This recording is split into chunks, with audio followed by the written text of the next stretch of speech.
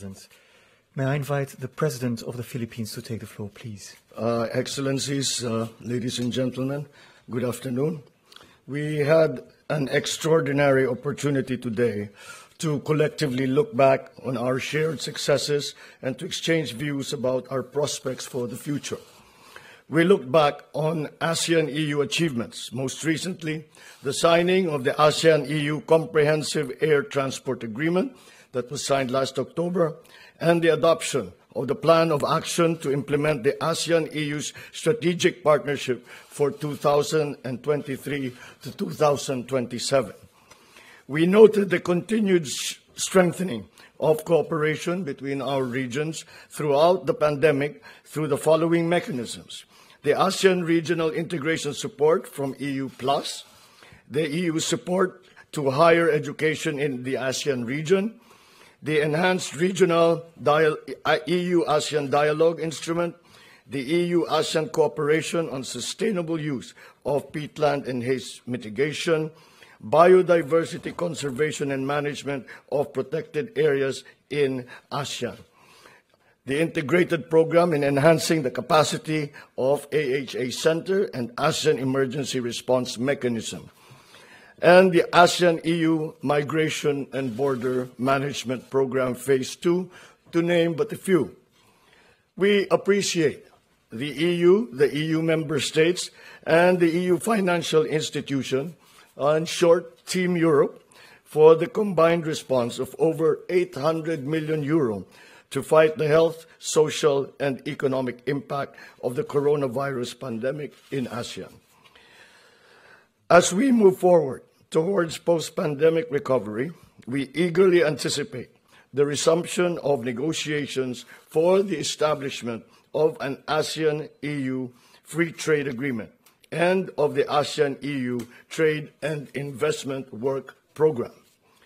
I am pleased that today's summit imbued all of us as ASEAN and EU leaders alike with a sense of renewed commitment to continue nurturing and expanding our unique ASEAN-EU partnership, which will serve us well as we are squeezed by the myriad challenges that we have just discussed, such as the supply chain issues brought about by the pandemic, the global threat to food and energy security made worse by the conflict in Ukraine, and to the societal and economic havoc wrought by climate change, to name a few.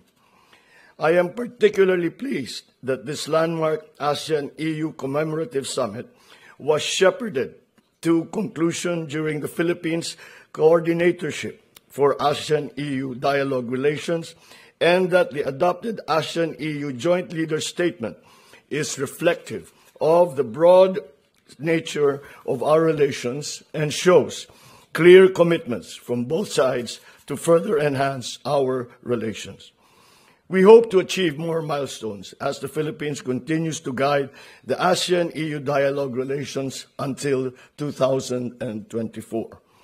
I assure my fellow ASEAN member states and all European Union member states that the Philippines will continue to expend all efforts available to ensure that the implementation of the Plan of Action to implement the ASEAN-EU Strategic Partnership for 2023 to 2027 proceeds as intended.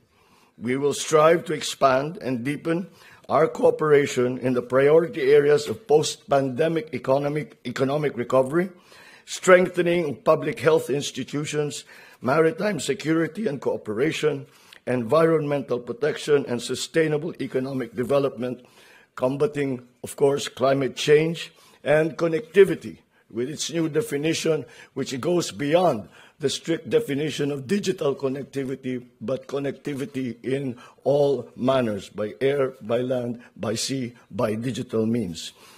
We also will work for the digital transition and the lessening of the so-called digital divide, migration, and gender justice. We look forward to nurturing and bringing forth ASEAN-EU relations to greater heights in our role as country coordinator for ASEAN-EU relations in the next 2 years. Before I end, allow me to thank Your Excellencies, EU Council President Charles Michel, EU Commission President Ursula von der Leyen, Czech Prime Minister Peter Fiala, and all EU member state leaders for your very warm welcome that you have given us all here in Brussels. And we look forward to the next commemoration of EU-ASEAN relationships. Thank you. Thank you, Mr. President. We'll now take a couple of questions. Let me start with someone from the Philippines. We had Alexis Romero from Philippine Star. Yes, please. Good day, President Marcos. How are you doing? Just about managing. Okay, thank you very much. President Marcos, you cited in your speech earlier the need to go beyond declaring respect and support for UNCLOS and to see an effective application of the UNCLOS to address maritime disputes. And we all know that this includes the South China Sea row. What concrete measures can the ASEAN and the EU undertake to ensure the rule of law in disputed areas beyond the usual strongly worded statements? Well, this is one of the reasons that we have these conferences, is to map out any possible actions that might be jointly taken. Because every action that might be taken that objects or brings light to a possible violation of the UNCLOS is much stronger when it is brought about by a group of nations such as ASEAN. And if the EU now, with our strategic partnership, is able to also join their voices to that, then that will be much stronger in the terms of actually being able to enforce what UNCLOS is all about. Their commitment, by the EU's commitment, which is found in the joint declaration, the EU's commitment to even the doctrine of the DOC, the doctrine of behaviors in the South China Sea, is already a very, very big step for us in the Philippines, for example, and for all the countries around the South China Sea. That we now have the support, a strategic support from not only the member countries of EU, but of EU itself. Now, because EU and ASEAN together comprise the largest, most well-organized regional aggregations, then that will be a very, very strong position to be able to negotiate, even individually for the Philippines or jointly with ASEAN or even with the EU as perhaps as a third party for us to take action and to negotiate further these difficulties that we are all having to face with the problems in terms of territoriality in the South China Sea. Thank you. Yeah. We have another question. Rosie Birchard, yes, from Channel News Asia, please. Thank you very much. Rosie Birchard reporting for Channel News Asia, CNA. To President Marcos and Prime Minister Hun Sen, the EU has announced this 10 billion euros of infrastructure investments. Now, that is just a drop in the ocean, really, when you compare it to what the Asian Development Bank estimates is needed in terms of investment to keep up levels of growth in ASEAN. What would you have liked to see? Would you like to see more? Can you give us some insights into that? And to Presidents Michel and von der Leyen, we heard a lot about a potential block-to-block free trade agreement there. Now, I believe that's still pretty far off. What are the biggest barriers in your eyes? Is it Myanmar? Is it about climate policies from the ASEAN side? What do you think needs to happen to be able to get there? Thank you very much. Go ahead. Well, I think the one who can best answer that will be the donor of the 10 billion euro, and we would like to ask them how they would want us to use their hard-earned money when it comes to ASEAN. So perhaps President Michel. No, maybe I will try to answer both questions. First of all, we are absolutely determined to upgrade the level of our ambition in terms of a strategic partnership with the ASEAN countries. This is very clear. And this is also very important to take into account the fact that the EU is mobilizing money in order to make very tangible the bilateral partnerships we have with each of the ASEAN, the members of this ASEAN organization, each of the ASEAN countries. And this is an important signal that we want to send to the leaders, but also to the people in that region. Point one. Maybe with a smile, another information that I had the occasion to share yesterday with some of the ASEAN colleagues. Sometimes it could happen, we have some difficulties within the EU to be on the same page. Sometimes we have divisions, we have difficult questions, we have difficult topics. But one thing is absolutely certain. When we have on the agenda of the European Council our relationship with ASEAN, spontaneously, immediately, the 27 member states, we are all on the same page. We are absolutely motivated to strengthen the ties. We have exactly the same assessment. We think this is strategic importance for all of us to develop and to make more tangible this partnership with that region. And this is a transition to the second part of your question, the trade agreements. You know, this is a general debate across the EU.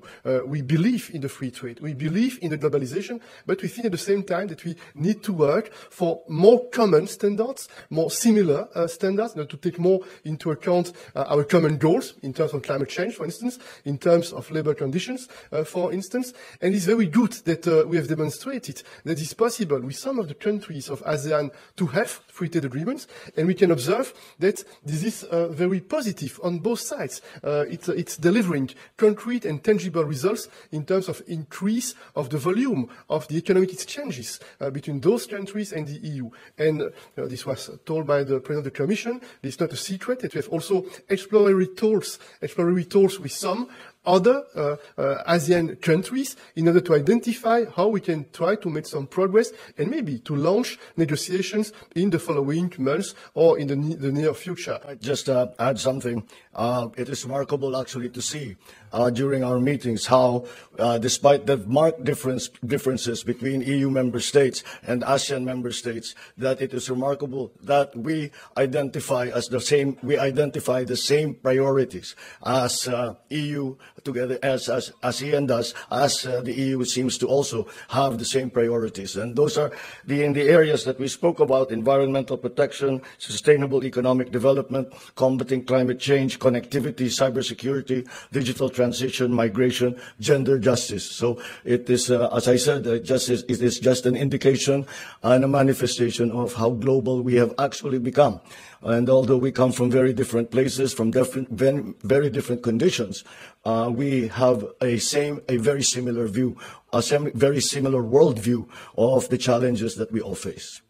Perhaps I should answer the second part of your question about the competition between the United States and China, and if it's that what we want. Believe me, we would rather not have these tensions in our part of the world. That is the last thing that we would like. And the Philippines, for our part, has taken an independent policy, and we absolutely refuse to go back to the situation of the Cold War, where we have to pick sides in terms of who the superpower is that we are aligned with. What we say is that, to put it very simply, is that in the Philippines, our foreign policy is the policy for peace and for the national interest. So foreign policy will always be guided by a commitment to peace and the pursuit of the national interest. In terms of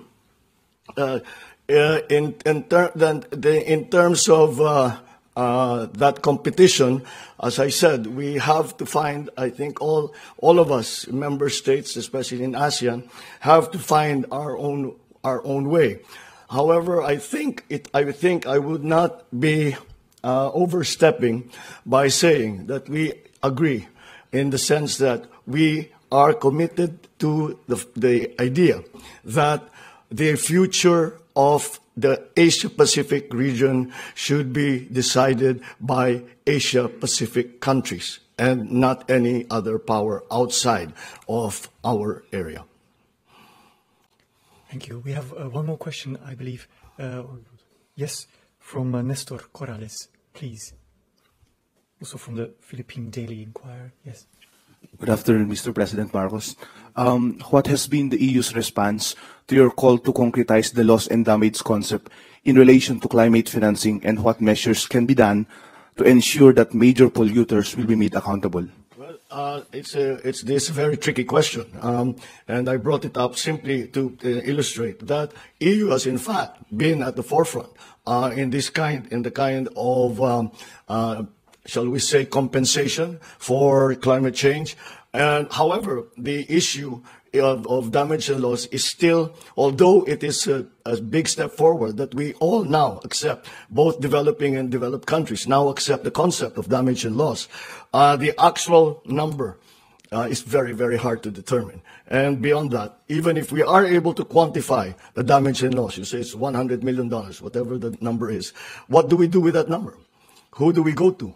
Who do we, who pays the bulk of it? However, I sense that there is a willingness for the developed countries to participate and to help in mitigation, to help in adaptation for those countries like the Philippines, most of the countries around ASEAN that are very vulnerable. There is a willingness to help, but how to provide that help is still a question that we cannot definitively answer.